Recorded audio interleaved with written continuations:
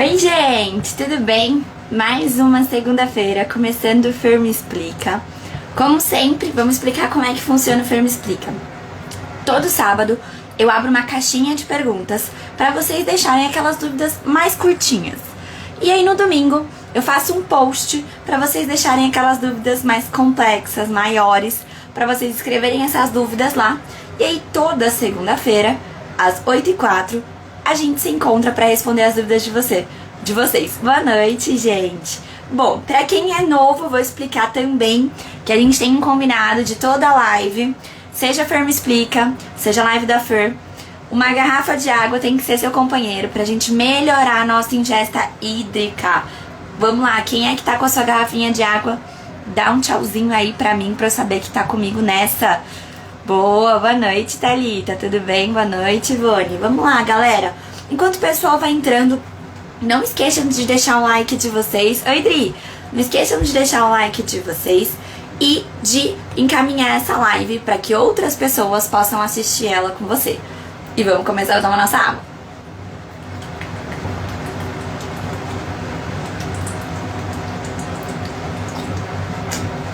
É isso aí, segundou e água. Bom, vamos lá, gente. Vocês arrasaram. Temos muitas perguntas pra responder hoje. Então vai ser um pouquinho corridinho. Conforme for surgindo outras dúvidas de vocês aí, a gente vai tentando encaixar, tudo bem? Bom, vamos começar porque não temos tempo a perder. A Fabiana perguntou assim pra mim, ó. Olha, a Adriele tá chique hoje com água com gás e limão. É bom pra quem tem muita vontade de tomar refrigerante. Essa é uma estratégia que eu costumo indicar. Vamos lá. A Fabiana mandou assim: o tratamento com Pazurta são 6 meses ou depende do paciente? Né? E aí até comentaram embaixo, teve gente que comentou que vai fazer 1 ano. O que acontece? Pra quem não sabe, o Pazurta, ele faz parte da nova classe de medicamentos utilizados como preventivos de enxaqueca.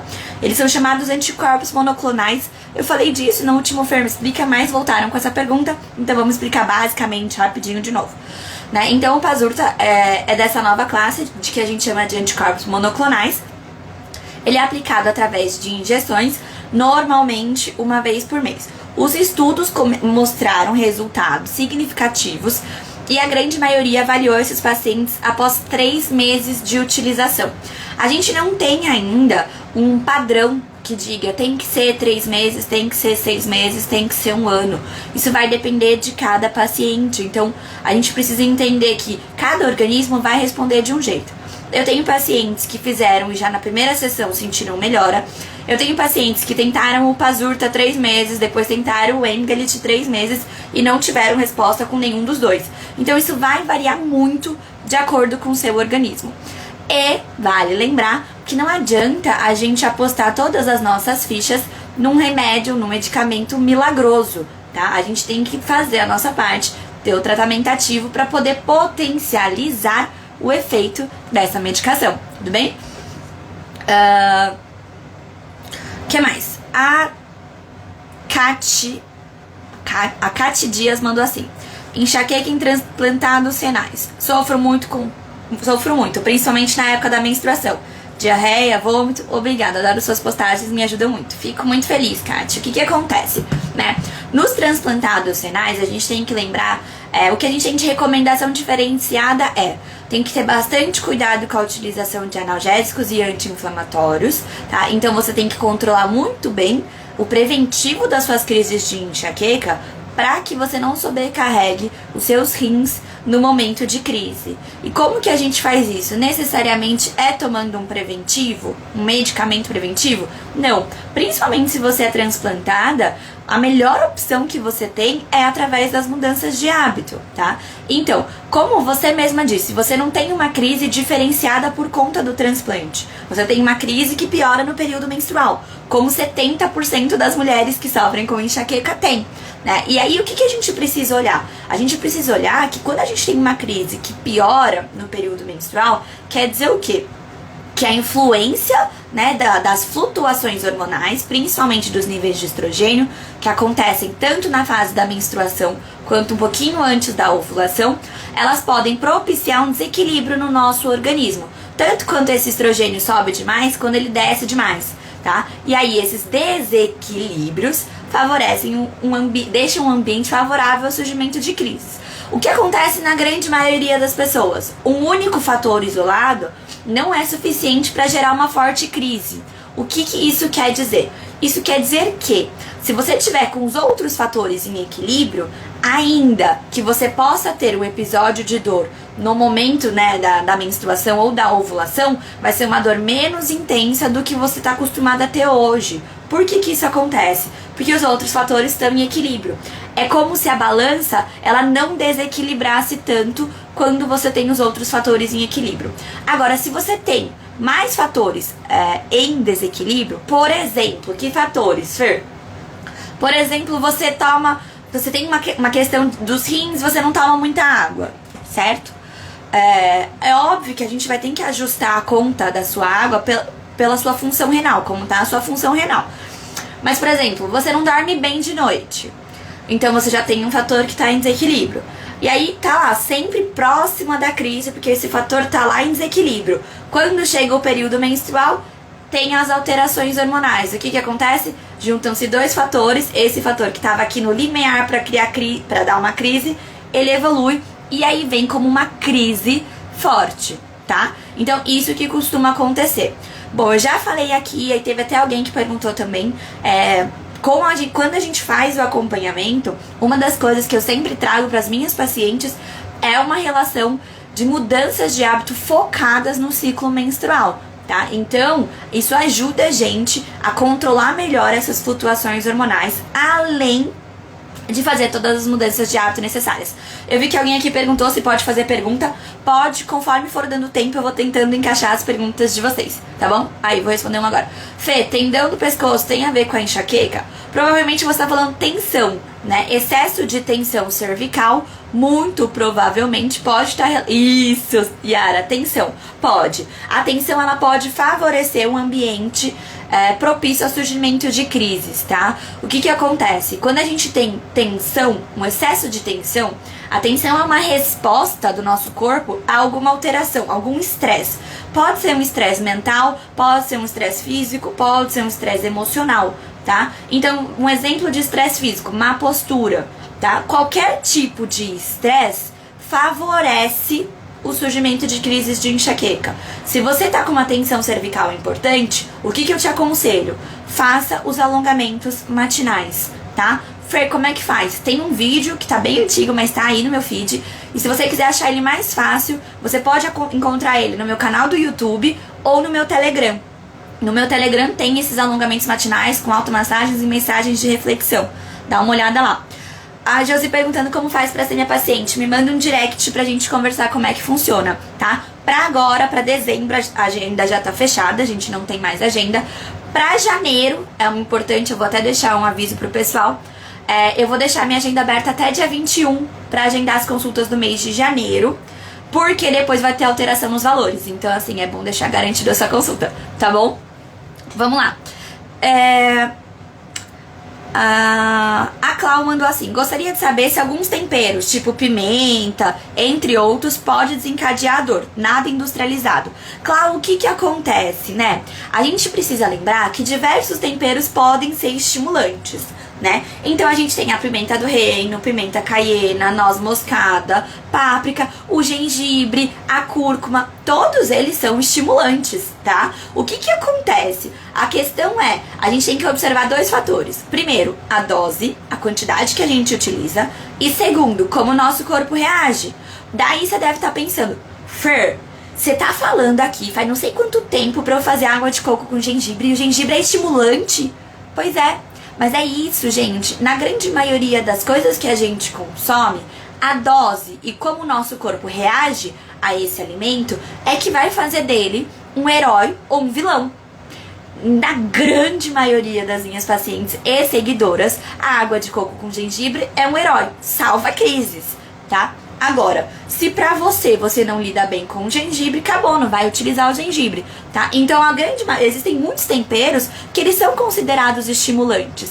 E o que vai definir também que eles vão ser deflagradores ou não de crises? O seu organismo, como o seu organismo responde à utilização deles. Então, eu sempre falo, autoobservação. Por exemplo, eu fiz uma receita com noz moscada, super gostosa, mas o que me deu? Me deu crise. Pô, quer dizer o que então? Quer dizer que é bom eu tentar evitar a noz moscada.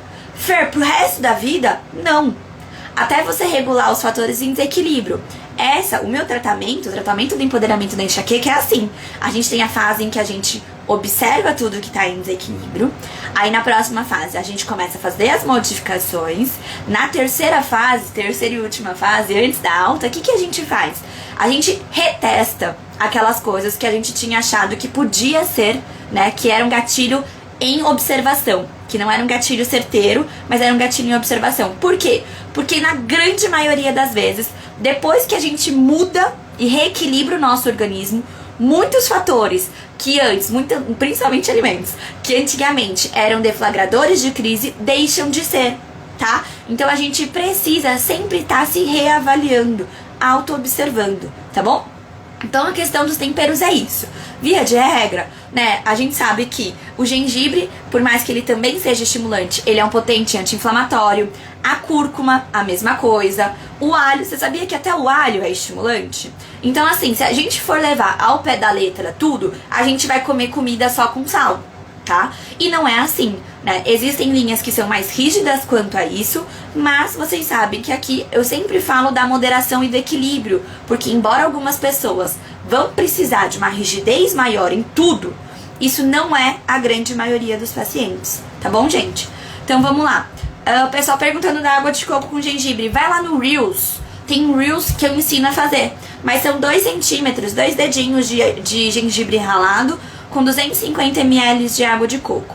Atenção, gengibre não é para todo mundo. O que acontece? A gente tem que observar que para quem tem problemas de coagulação, né? Ou seja, não coagulam bem, né? O gengibre não é recomendado. Para pacientes hipertensos que utilizam remédio para controle de pressão, ele também não vai ser recomendado. Para pacientes com hemorroida, ele também não vai ser recomendado. E ele também não...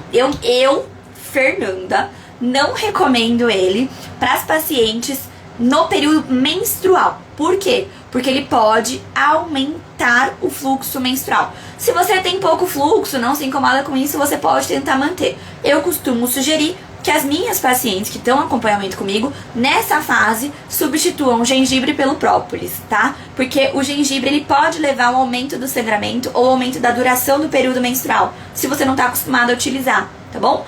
Então aí eu acabo sugerindo nesse período especificamente a utilização do própolis. Vamos lá, gente. E a água de vocês, como é que tá? Todo mundo com água aí? Manda um coração pra mim quem tá tomando água agora. Vamos lá.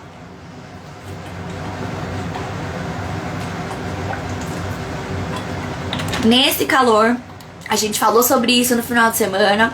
Post sobre o que fazer pra evitar enxaqueca no calor. Citei a água, então vamos lá.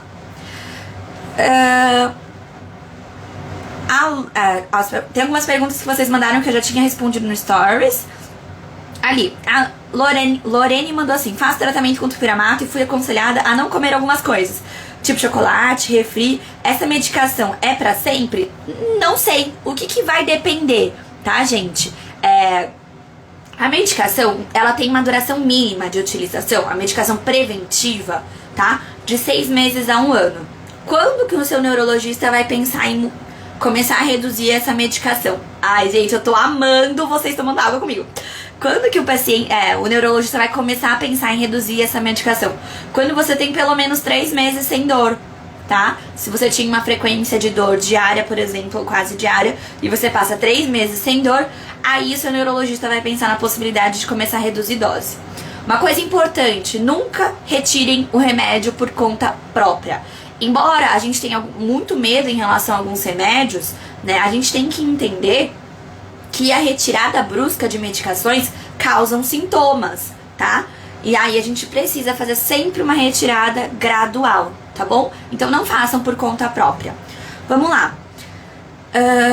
A Edina mandou assim: tomo muito Torcilax. Pra quem não sabe, Torcilax é um anti-inflamatório, analgésico e relaxante muscular pra enxaqueca. Aliás, ela diz que é pra enxaqueca, tá? Tomo muito Torcilax pra enxaqueca. Principalmente quando tô menstruada, pois sofro mais com as crises de enxaqueca. Edina, é o que a gente comentou aqui, né? Então, se você tem uma piora no período menstrual, a gente tem que olhar o quê? Que os fatores hormonais estão influenciando, mas que existe um outro fator aí que tá em desequilíbrio, tá?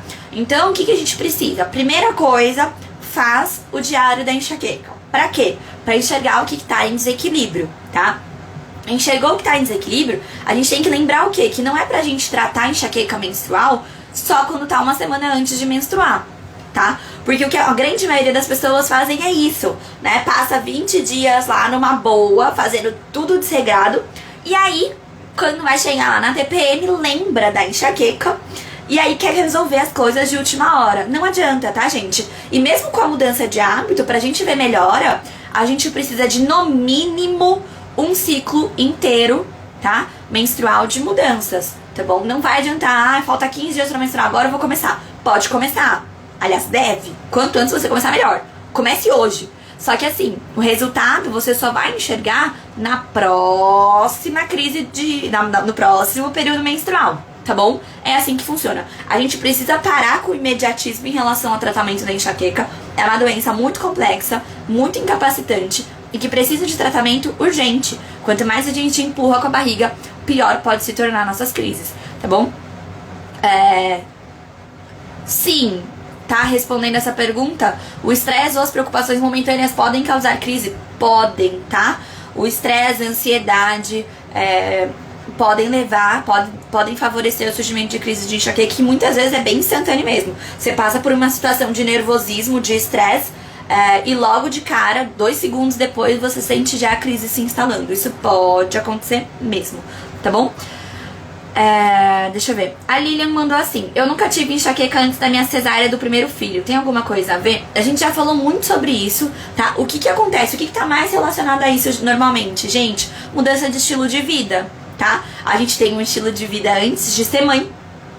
E depois que a gente vira mãe, principalmente nessa primeira fase, né? O que acontece? A gente dorme mal, a gente come mal, a gente não tem tempo de se cuidar, a gente não tem tempo de fazer atividade física, nem ânimo, nem energia, né? E aí, tudo isso influencia, favorecendo o surgimento de crises, tá? Então, muitas vezes as pessoas acham, eu tive por causa do meu filho. Não, tá? É porque teve uma mudança de estilo de vida importante pós o nascimento do neném, né, com a chegada da maternidade, e aí tudo isso vai influenciar pro surgimento das suas crises, tá bom? Vamos lá. Aí ela pergunta outra coisa. Pois eu tinha dentes desalinhados e o médico sempre dizia que essa era a causa. Agora terminei o tratamento ortodôntico e continuam as crises. Pois é, muitas vezes, né, a gente sempre escuta sobre essas questões, né? A sua enxaqueca é causada pelo seu problema de vista. A sua enxaqueca é causada pelos seus dentes desalinhados. A sua enxaqueca é causada... Então, assim, na verdade, a enxaqueca ela é causada por um desequilíbrio neuroquímico. Existe uma tendência genética envolvida e diversos fatores ambientais favorecem o surgimento delas, tá? Então, nesse caso, é o que a gente falou, foi a mudança de estilo de vida, né? Um sono que ficou inadequado por conta, né, do processo de amamentação e, enfim, o neném acorda toda hora, você dorme com sono picado, você se sente mais sem energia, você não tem tempo pra se cuidar, né? Então, pra fazer atividade física, esquece. Atividade física é só carregar neném no colo. Então, muitas coisas mudam nessa fase da mulher, de vida da mulher, e essas mudanças de estilo de vida favorecem o surgimento das crises de enxaqueca, tá? Vamos lá. A Janete: Fê, já emagreci bastante, a dor ainda não melhorou. Faço caminhada, bebo água, tirei o açúcar, café, faço 5 hábitos. Bom, o que a gente precisa fazer? Se você de fato já fez todas as mudanças necessárias e ainda não teve dor, primeiro, né, a primeira coisa que eu sempre falo pra vocês: cava certo. Eu sempre esqueço a frase, eu sempre adoro falar essa frase, sempre esqueço ela. Mas enfim, né, cavar bem em lugar errado é cavar mal. O que acontece? Às vezes você fez as 5 mudanças e não era só delas que você precisava. Essas 5 mudanças que eu falo, gente, são 5 fatores, né, básicos pra gente melhorar a nossa qualidade de vida e o controle das crises de enxaqueca. Obviamente, em muitos casos, existem outros fatores relacionados. A gente ainda tem, por exemplo, que agora eu vou até incrementar nesses fatores, porque a gente tem falado muito sobre isso, que é o uso excessivo de analgésicos, né, que a gente também precisa observar. Outra coisa, se as crises estão diárias, o que a gente tem que observar? Já fez seu diário da enxaqueca? O que veio de desequilíbrio no seu diário da enxaqueca? Eu recebi uma pergunta recentemente, acho que tá até nesse Fer Me Explica também perguntando pra mim: Fer, eu fiz isso, isso e isso, o que eu faço agora? Eu não tenho como saber o que você vai fazer se eu não conheço o seu caso, se eu não olhei o seu diário, tá? Eu tenho mudanças que eu sempre trago aqui que são genéricas, tá? São mudanças que a grande maioria das pessoas se beneficiam, tá? Através dessas mudanças. Mas existem muitas coisas específicas. Não é à toa que eu coloco lá na minha bio que eu ofereço um tratamento personalizado. Mas para te oferecer um tratamento personalizado, Janete, eu preciso passar numa consulta com você.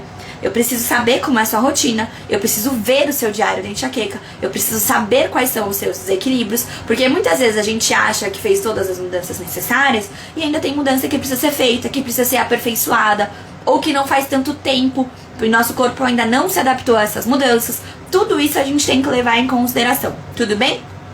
Vamos lá.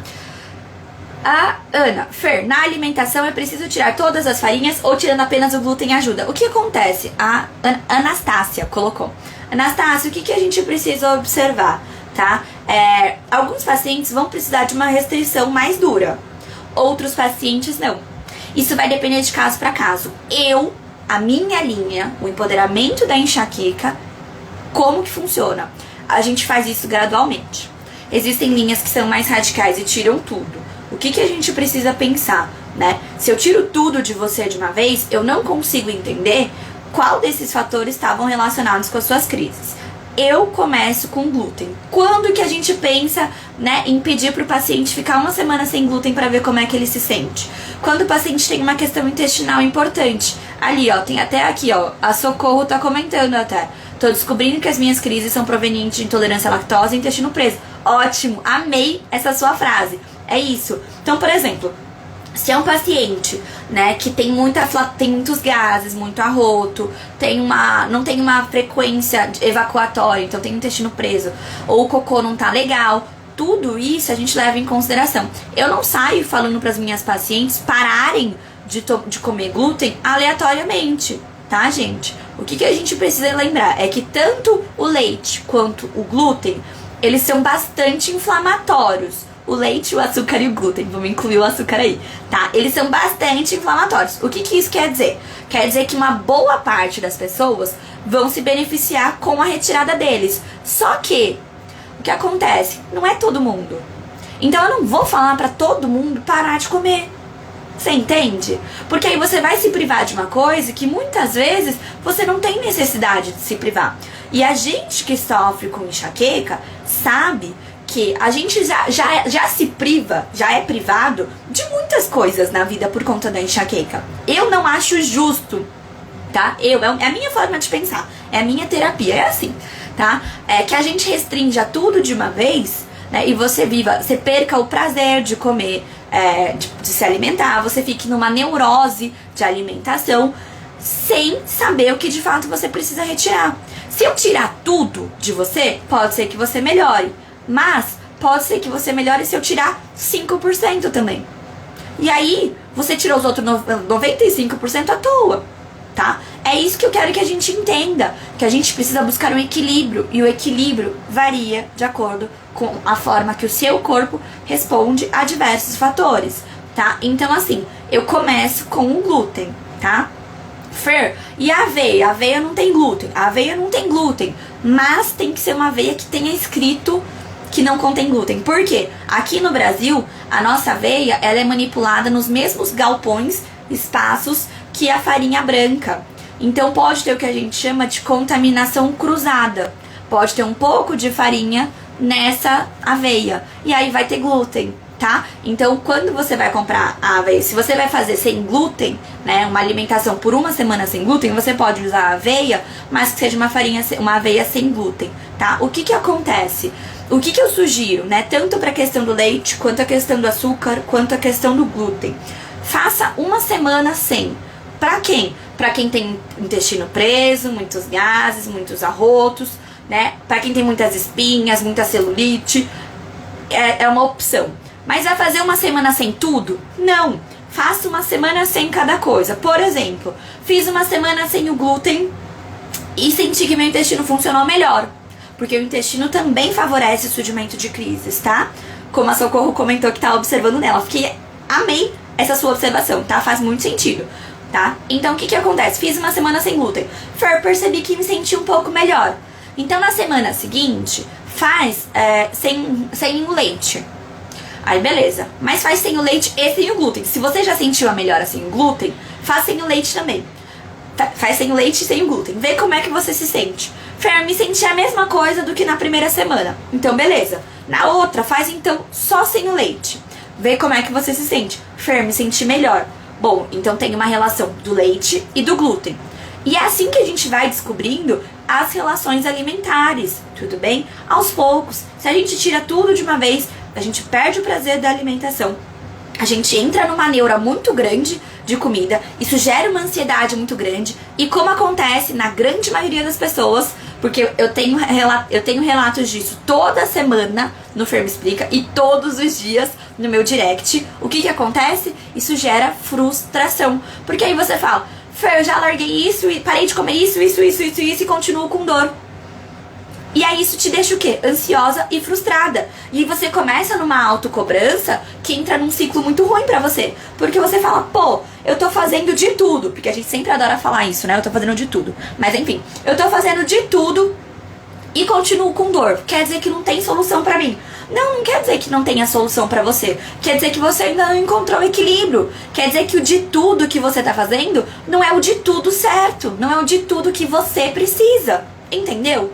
Então vamos com calma quando a gente vai fazer essas mudanças. Ali, ó, a Cláudia contando. Ó, a Cid contando que tá fazendo sem o açúcar.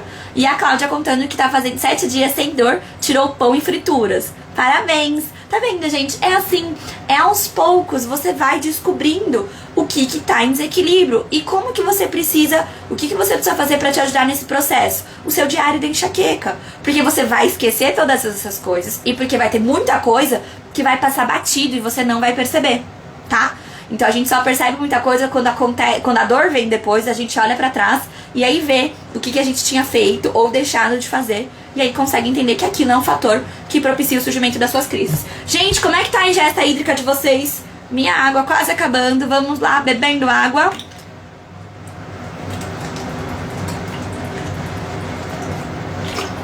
Vamos lá. Vamos que temos muita pergunta ainda. Deixa eu ver aqui, ó. A Rose falando assim, ó. Eu tenho enxaqueca incapacitante há cerca de 40 anos. Já fiz vários tratamentos com médicos especialistas. De certo tempo pra cá, tenho tido outra dor parecida com enxaqueca, mas em lugar diferente. Fer, me ajuda. Rose, o que acontece? A enxaqueca, ela pode mudar, tá? Então, muitas vezes tem pacientes que têm um padrão único, que ela vem sempre do lado direito, por exemplo. Mas existe uma parcela dos pacientes que vai ter uma variação. Então pode ser que normalmente venha mais do lado direito, mas de vez em quando ela vai vir do lado esquerdo. De vez em quando vai vir mais no topo da cabeça, de vez em quando vem mais posterior. De vez em quando vem mais numa região facial, que lembra até uma sinusite. Então, essas alterações, né, de localização das crises de enxaqueca, elas podem acontecer, tá bom? O que não pode acontecer é você estar sofrendo com enxaqueca há 40 anos e ainda não tá num tratamento adequado. Vamos começar a fazer mudança de hábito, mulher, né? Chega de viver de dor. Vamos lá. A Amanda, Fer, me explica sobre colocar qualquer tipo de grão de molho antes de cozinhar. Ajuda na diminuição das crises? A Amanda perguntou, gente, o que acontece, né? Por que a gente fala pra colocar os grãos de molho? Os grãos, eles, os únicos seres que conseguem digerir bem os grãos são as aves. Os grãos, quem come são as aves. Mas aí o ser humano, ele resolve comer tudo que dá pra comer, né? E o que acontece? Os grãos, eles têm uma proteção que fica normalmente na casca ou na pele do feijão, por exemplo, falando do feijão, ou na casca dos grãos, que fazem o quê? Eles são a proteção para esses alimentos. Para quê? Para que os bichinhos e pragas não entrem e comam ele. Só que essa proteção a gente chama de antinutriente para nós humanos. O que acontece? Esses antinutrientes, eles dificultam a absorção de outros nutrientes. Então, quando você come um arroz, um feijão, uma lentilha, um grão de bico, um feijão branco que não foi deixado de molho, você coloca pra dentro de si esse alimento, e esse alimento, ele dificulta que os nutrientes dos outros alimentos que você comeu nessa refeição sejam absorvidos. Então, por exemplo, se eu como feijão, eu como arroz e feijão todos os dias. Então tem arroz e feijão todos os dias, e aí tem um monte de salada, um monte de legumes, tem 11 cores no meu prato, mas tem um arroz e feijão todos os dias que não é deixado de molho. Eu tô absorvendo todos os nutrientes daquelas 11 cores do meu prato? Não. Por quê? Porque esses antinutrientes vão dificultar a absorção desses outros nutrientes. O que a gente precisa fazer? Quando a gente deixa esses grãos de molho, e aí não é só deixar lá na água, tá? Você põe na água filtrada, e aí você vai deixar, dependendo do que é, você deixa de 4 até 12 horas de molho, tá, gente? Dependendo do grão. Você vai deixar ela ou com um pouquinho de vinagre de maçã, ou com algumas rodelas de limão, tá? Precisa de um meio mais ácido.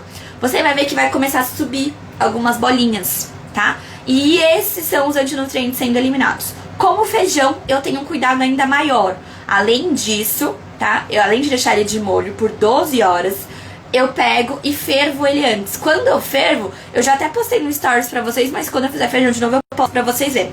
Quando você ferve esse feijão numa panela, antes de levar ele pra pressão, sobe uma espuma enorme, super espessa, tá? Que são esses antinutrientes saindo também. A gente consegue eliminar até 30% desses antinutrientes. É por esse motivo que eu não costumo aconselhar as minhas pacientes a comer o arroz e feijão todos os dias, tá? É muito mais pela essa questão dos antinutrientes, tá bom? Outra coisa que a gente precisa lembrar é que esses antinutrientes, eles vão diminuir a absorção dos outros nutrientes só naquela refeição que a gente está comendo. E os grãos são muito importantes para quem sofre com enxaqueca. Eles têm uma série de vitaminas, muitas vezes antioxidantes também, que são importantes para nossa alimentação, tá? E para o controle de diversos outros fatores da nossa saúde. Então, eu acho um erro a gente excluir total os grãos da nossa alimentação. A gente tem que ter um equilíbrio em relação a isso, tudo bem? Vamos lá.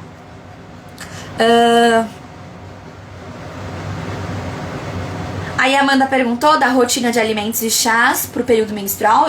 Como eu falei logo no começo, esse é um conteúdo que eu dou para as minhas pacientes que estão em acompanhamento comigo, porque tem que ser uma questão acompanhada mesmo, semanalmente, para saber como é que tá.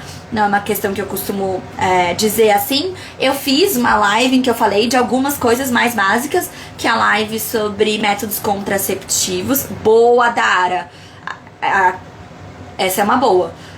Então eu fiz uma live sobre isso, eu dei algumas dicas lá, mas um conteúdo mais completo sobre alimentação, sobre chás, sobre tudo isso pro ciclo menstrual, é só com as pacientes em acompanhamento, até porque existe um suporte nutricional por trás disso também, tá bom? Por uma nutricionista, tá? Deixando claro. Vamos lá. Faço o tratamento com aplicação de toxina botulínica, estou na 3ª sessão. Faço uso de Zider e Amplictil para medicação preventiva, mas estou com uma crise que já faz 10 dias. Estou em mudanças de hábito e exercício físico. O que mais preciso fazer para me livrar dessas crises? Por favor, me ajuda, Fê. A Laila mandou assim. O que acontece, gente?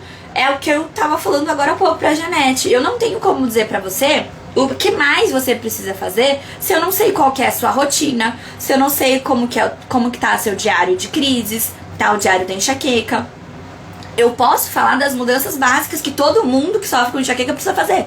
Agora, mudanças específicas pra você, eu preciso passar numa consulta com você pra entender como é que estão os seus fatores, tá? O que é que tá em desequilíbrio, o que a gente pode fazer, como é que tá a sua rotina, tá bom? Me manda um direct, vamos marcar uma consulta, que aí eu consigo dizer pra você o que você precisa mudar. E ainda consigo te dar um passo a passo do que fazer, tá? A Elu Ju mandou assim: tenho enxaqueca há mais de 20 anos, já tirei vários tipos de alimentos, café, industrializados, refrigerantes, mas ela continua com muita frequência. Gente, qual que é o erro que ela tá cometendo? Vamos ver se vocês vão lembrar. Qual que é o erro que ela tá cometendo? Já tirei vários alimentos, cafés, industrializados, refrigerantes, mas ela continua. Por que a dor dela continua?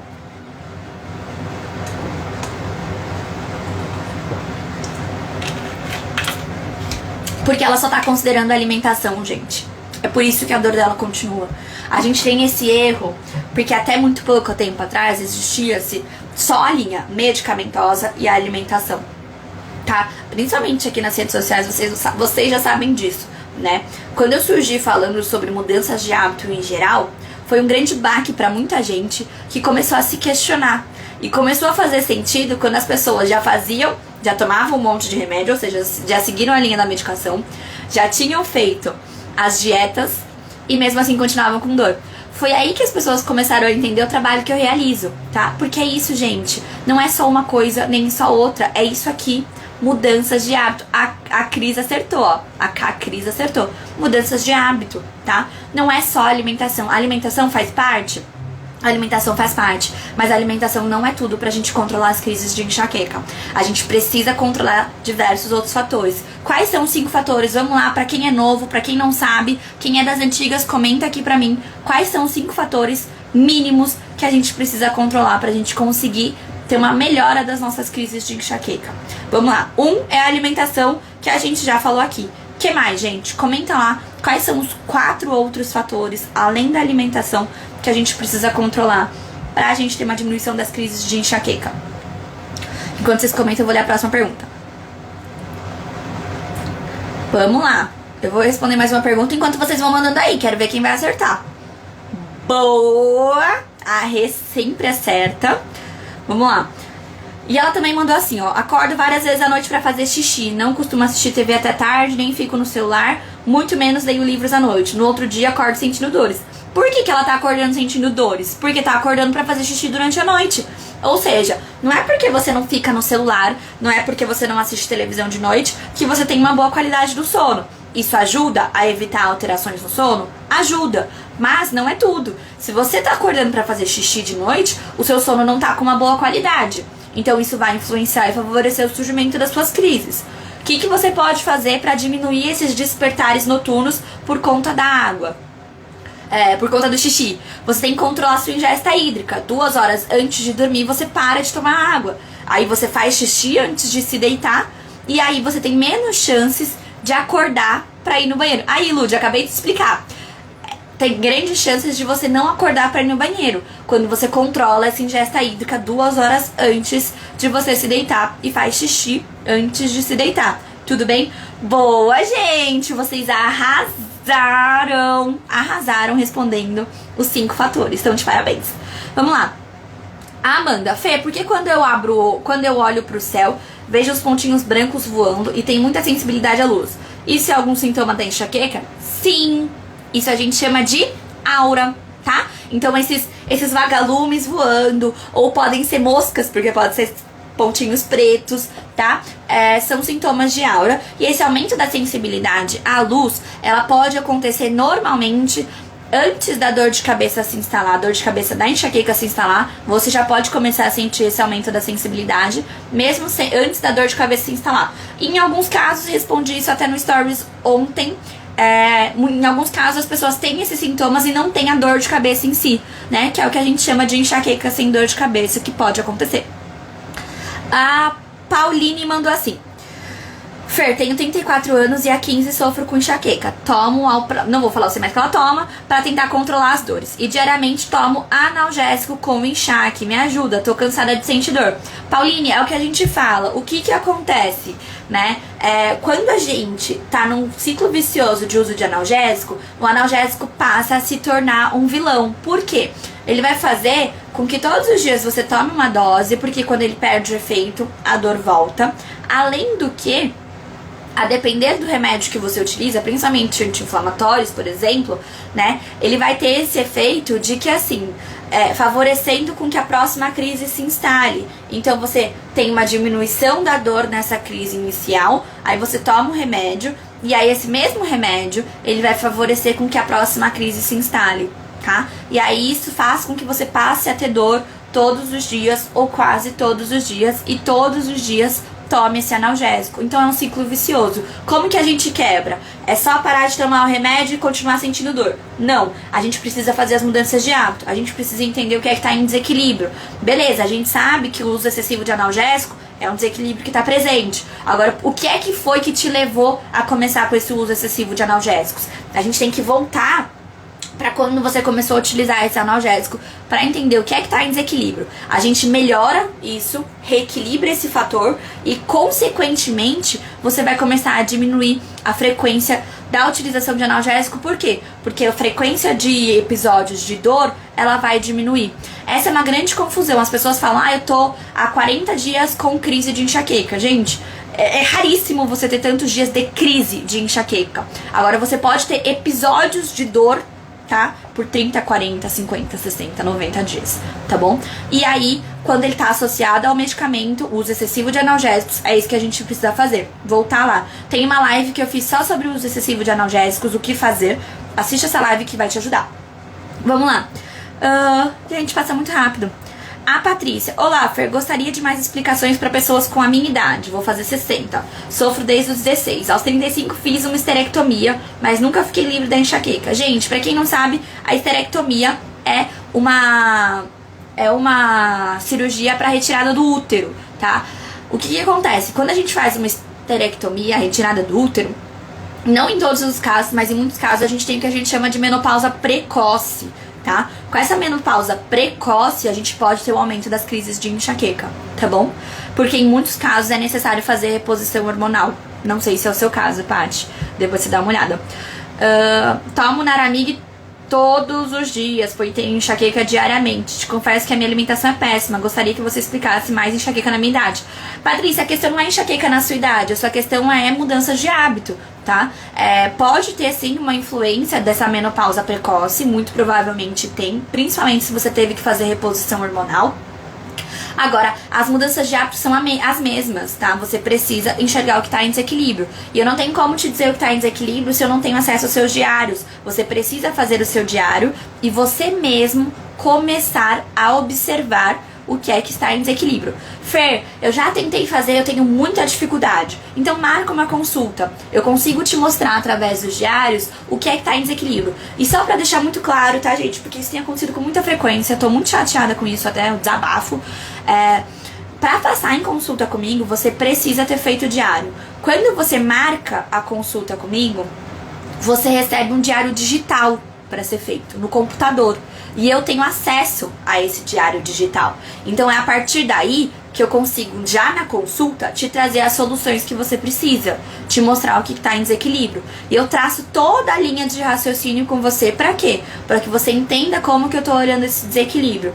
A partir daí, com o passar do tempo, principalmente no acompanhamento, que são 30 dias, né, a gente consegue fazer com que você entenda os seus desequilíbrios e aprenda a lidar com eles. Então, o meu tratamento, ele visa que você tenha alta logo, que você não precise do meu suporte pro resto da vida, sabe? Que você consiga entender o que tá acontecendo com o seu corpo e entender o que fazer pra reequilibrar, tá? Mas pra isso eu preciso do diário da enxaqueca. E aí, nesse caso, quando você marca a consulta comigo, você recebe um diário da enxaqueca online pra ser preenchido, tá bom?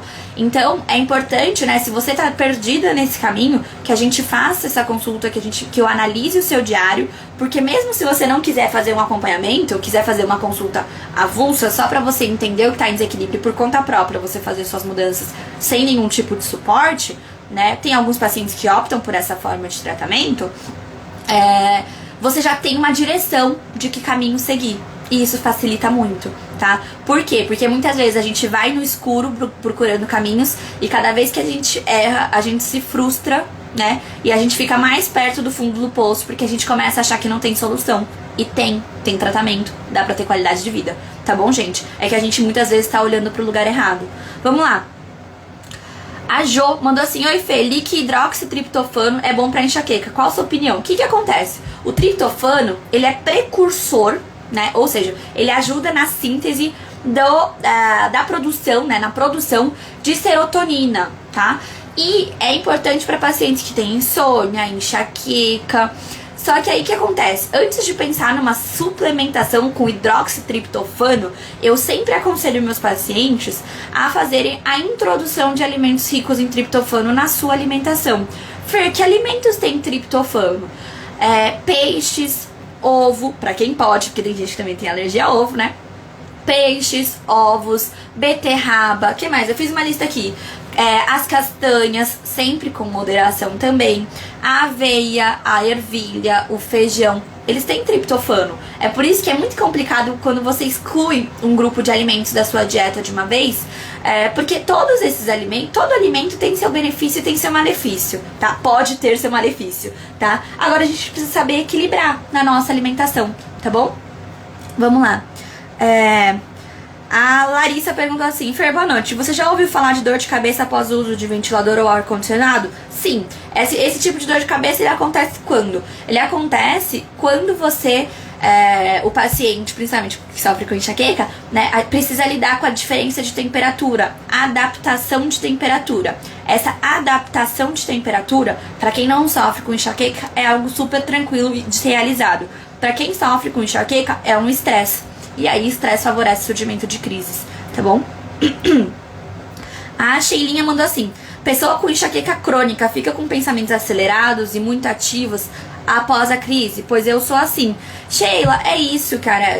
Eu sempre falo, é autoobservação. Se isso acontece com você toda vez pós-crise, esse é o seu padrão de pós-dromo, né? Que a gente fala que é aquela fase depois da dor. Passou a dor, normalmente a gente ainda fica com 2 dias com alguns sintomas, né? A gente se sente ainda alterado nesses 2 dias. E pode acontecer de você ter esse aumento essa agitação nesse pós-dromo. É comum? Não, mas pode acontecer pra você. Esse pode ser o seu normal. Como que você vai saber? Faz o seu diário e observa se toda vez pós-crise você teve esses sintomas. Se sim, ponto, é o seu sintoma de pródromo. De pós-dromo, perdão. Vamos lá. Gente, queria perguntar, vocês mataram a água de vocês? A minha acabou, hein? Vamos lá, vamos ver a de vocês. A Sara: enxaqueca causa também tonteiras, com dor de cabeça, principalmente quando come doce, mesmo que pouco? O que acontece? A tontura, ela pode aparecer, tá? Ela pode aparecer como um sintoma da enxaqueca. Principalmente, ela pode aparecer antes da dor de cabeça em si se instalar, que é o que a gente chama de enxaqueca basilar, que é quando a tontura, a vertigem, ela é a aura da enxaqueca. E ela pode aparecer durante a crise também como um sintoma, que é o que a gente chama de enxaqueca vestibular ou enxaqueca labiríntica. Como que a gente diminui? Não quer dizer que você... Boa! Não quer dizer que você tem uma alteração de fato no seu labirinto. Não quer dizer que você tem labirintite, tá? Mas que durante os processos de alterações químicas que acontecem no nosso cérebro durante a crise de enxaqueca, a gente pode ter alterações como a tontura, a vertigem e até o zumbido no ouvido pode surgir também. Pela diferença de calibre de vasos sanguíneos que passam próximo ao nosso, que passam na região do nosso ouvido, a gente pode ter o zumbido no ouvido também. Então são sintomas que podem surgir, tá? E aí você pergunta assim pra mim, mesmo comendo um pouco de doce? Sim, tá? É por isso que é muito relativo. Isso quer dizer o quê? Que pra você o doce é um forte gatilho, ele não é tolerado. Então nesse caso, não é posso comer um pouco, nesse caso você deve sim evitar o doce, não é só controlar, tá? Nesse caso você, especificamente, precisa evitar o doce. Quando que essas tonturas vão sumir? Essas tonturas vão sumir quando a gente diminuir a frequência das crises. Através do quê? Mudanças de hábito. Vamos lá, gente. Meu Deus, tá acabando, tem um monte de pergunta. Fê, faço tratamento preventivo há anos. A medicação faz efeito por um tempo e depois acho que não tá mais ajudando. É assim mesmo? Sempre tem que ir trocando? Não, depende de cada paciente. Tem paciente que se adapta muito bem com o remédio, consegue ficar com ele o tempo de tratamento necessário e depois consegue ficar sem. Doses aumentando, efeitos colaterais também. O médico insiste em me deixar com Velige. Está aumentando dose, reclamo que não estou bem. Não seria hora de mudar? Uso já há 2 anos 90mg. O que acontece, Rosângela? Se você traz uma demanda e o seu médico não acolhe, o que você precisa mudar não é a medicação, é de médico. Simples. A gente tem essa questão de que a gente vestiu essa camisa, eu falo a gente, nós, todo mundo, a grande maioria, de tratamentos passivos. Então a gente senta na cadeira, na frente do médico, o médico fala blá blá blá blá blá, a gente fala não entendi nada, vai embora e segue blá blá blá blá blá, tá? É isso que eu faço aqui todos os dias, trazendo informação pra quê? Pra que vocês entendam o que ele tá falando e pra que vocês questionem, tá? Então assim, se o seu médico falou pra você, eu quero continuar com Velidia, você tá se sentindo muito mal, com muito efeito colateral, você já tá 3 anos com essa medicação, não tá tendo efeito, e ele não escuta que você quer testar outro tipo de medicação, busque um outro médico. tá? Não é vou buscar outro remédio, busque outro médico, busque outras estratégias. E aí eu te pergunto, você tá tendo um tratamento ativo ou passivo?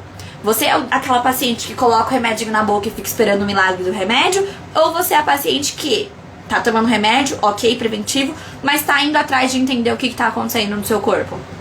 Tá se auto-observando, tá fazendo seu diário da enxaqueca, já entendeu o que tá em desequilíbrio no seu corpo? Que paciente que você é?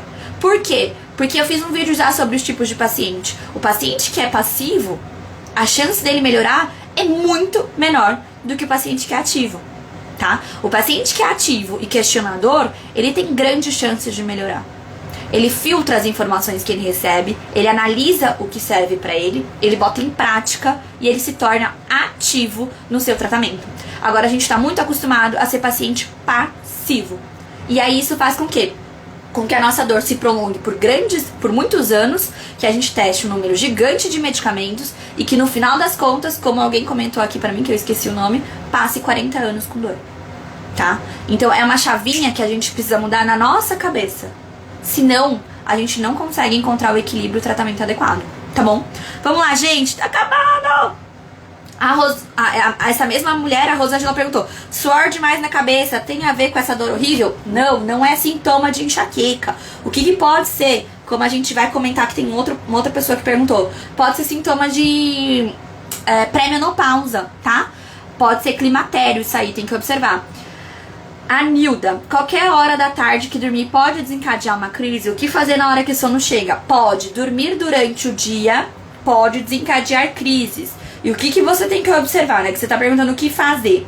O que você tem que fazer? Dormir melhor de noite, tá? É normal, após o almoço, a gente sentir um pouco de sono, tá? O que vai acontecer pra gente sentir esse sono? Vai depender do que a gente comeu no almoço, na grande maioria das vezes. Então depende do que você comeu no almoço e da qualidade do seu sono de noite. Se você tá dormindo bem durante a noite, você não vai ter sono durante o dia. Então, se você tá tendo sono durante o dia, quer dizer o quê? Quer dizer que você não tá dormindo bem de noite. Pronto, já te disse o que tá em desequilíbrio, tá? A gente não tá nem falando da sua alimentação ainda, tá? Se você come muito carboidrato no almoço, você também pode favorecer a ter mais sono durante pós-almoço, tá? Agora, o que a gente tem que observar? Por que é que você tá dormindo mal?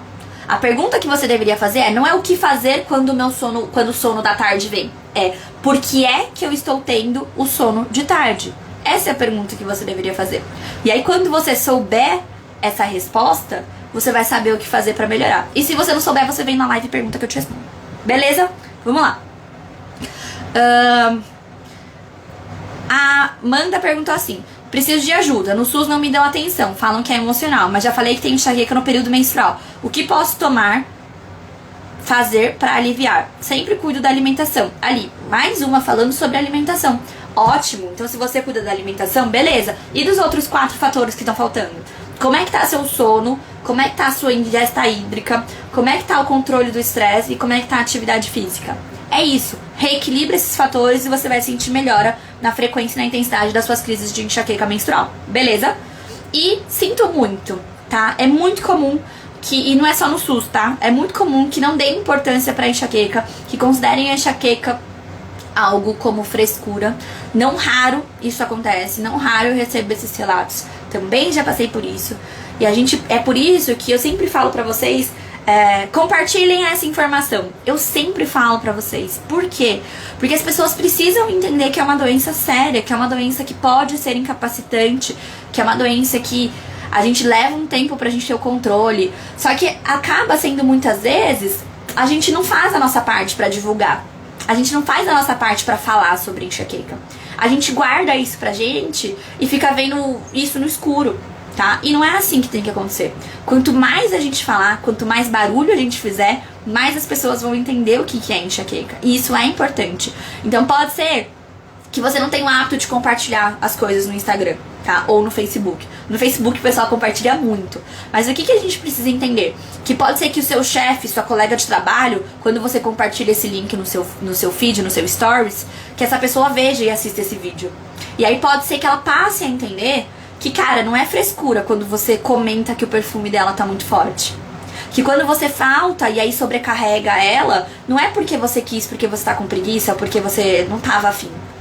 ela vai começar a entender, mas vocês precisam ter o papel de vocês nesse cenário. Vocês precisam ajudar a disseminar a informação.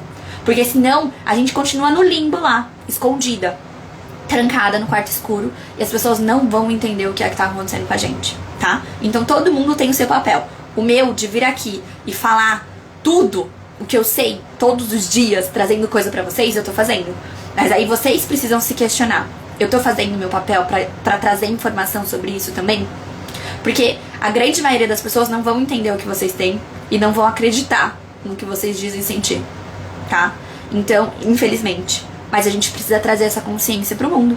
E essa é a responsabilidade de cada um de nós, tá bom? Gente, tá acabando! Vamos lá. Relação à comida. A Sandrinha.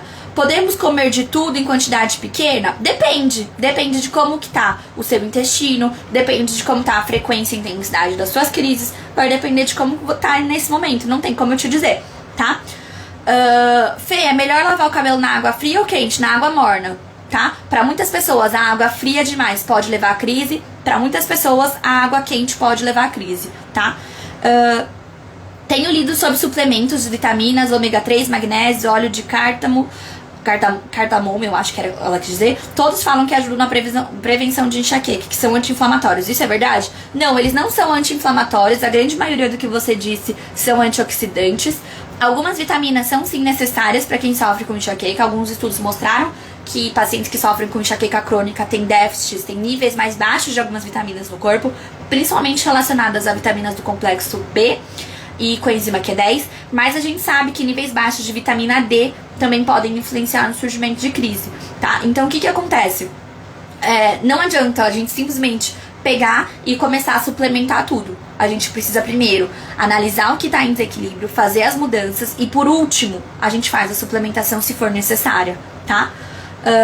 Se não, é outra coisa que eu falo para meus pacientes, você só vai gastar dinheiro e fazer cocô caro. Gente, tá acabando nosso tempo, ainda falta pergunta pra responder, não sei o que eu faço. A Isabel falou assim: eu tô na menopausa, quero muito saber por quanto tempo sintomas como suor diurno e noturno, minha cabeça se transformou num chuveiro de tanto suor escorrendo pelo meu rosto. Quanto tempo isso vai durar? Eu já estou há 2 anos e com isso e nada faz parar. Creio que essa pergunta já foi respondida, porém algumas mulheres dizem que tem esses fogachos há mais de 6 anos. Isso me deixa confusa, porque os médicos dizem que dura de 1 a 3 anos. Obrigada. Isabel, o que acontece? Né? Essa fase de climatério, a transição até a menopausa, ela pode durar, para algumas pessoas, alguns meses, para outras pessoas, até 10 anos. Normalmente, existe uma média desses sintomas de climatério de 4 a 5 anos, tá? A Clésia perguntou: a menopausa pode desencadear enxaqueca? Sim, a menopausa pode favorecer o surgimento da enxaqueca, mas em 60% das mulheres ela tem uma melhora no período, quando a mulher entra na menopausa, tá bom? Mas em cerca de 20% as crises podem surgir ou piorar. A Érica: sinto tremores durante as crises, é um sintoma de enxaqueca ou ansiedade gerada pela dor? Tem alguns casos de pacientes que até relatam tremor durante as crises, isso não é comum, mas os tremores estão mais relacionados à ansiedade, tá? Então tem que observar. Se você já questiona a ansiedade, muito provavelmente você sofre com ansiedade, e aí a gente tem que trabalhar os exercícios respiratórios antes de você entrar em crise. Por quê? Porque eles vão te ajudar a controlar a sua ansiedade no momento da crise. Então tem que fazer esse treinamento diário antes das crises, tá bom? A D. Flores, Nova Friburgo, perguntou: verdade que o Botox ajuda no tratamento de enxaqueca? Sim, quando a gente fala de enxaqueca crônica, o Botox pode ser indicado. Ele vai ser a solução para todo mundo? Não, tá? Ele pode ter uma melhora, vai depender do seu organismo, não tem como a gente prever. Eu fiz uma live muito bacana com a doutora Adriana Moro, inclusive tem pacientes minhas indo lá fazer o Botox com ela. E dá uma procurada no meu feed. Pra procurar essas coisas, fica muito mais fácil se você estiver inscrita no meu canal do YouTube, porque você só digita lá e aparece, tá? Então escreve lá Empoderamento da Enxaqueca, começa a seguir no YouTube, e aí você coloca lá pra buscar sobre Botox. Tem vídeo sobre Botox e tem live com a doutora Adriana Moro, que faz a aplicação do Botox. É uma neurologista muito querida. E lá ela explica direitinho os pontos que são aplicados, ela mostra no moldezinho onde que é aplicado cada injeção, como que funciona, pra quem que é, pra quem que não é, tá bom? E a última mensagem foi da Leidiane. É só pra dizer que com suas dicas as crises diminuíram 90%. Estou muito feliz. Ai, terminamos com chave de ouro. Fico muito feliz. Gente, acabou nossa live. Muito obrigada pela companhia. Nossa live, nosso Fer Me Explica. Muito obrigada pela companhia. Se ficou dúvidas, mandem, guardem essas dúvidas. Mandem no sábado ou no domingo pro Fer Me Explica, que a gente se encontra na segunda-feira que vem, às 8h04, pra responder. Gente, eu vou fazer uma enquete pra vocês, e aí vocês colocam sim ou não e me respondam lá. Tô querendo fazer uma live especial pro Natal, essa semana, pra gente falar sobre como que a gente pode mudar alguns hábitos, como que a gente pode tentar se proteger das crises de enxaqueca nas nossas festas comemorativas, Natal e Ano Novo. O que vocês acham? Topam pra essa semana fazer essa live? Ou essa semana ou semana que vem. A gente vai se falando, vou deixar uma enquete lá pra vocês responderem. E aí, com base nas respostas de vocês, a gente se organiza pra fazer uma live temática, tá bom? Um beijo muito grande, obrigada pela companhia. Eu espero vocês na quinta-feira, na live da Fer, às 8h04. Tchau!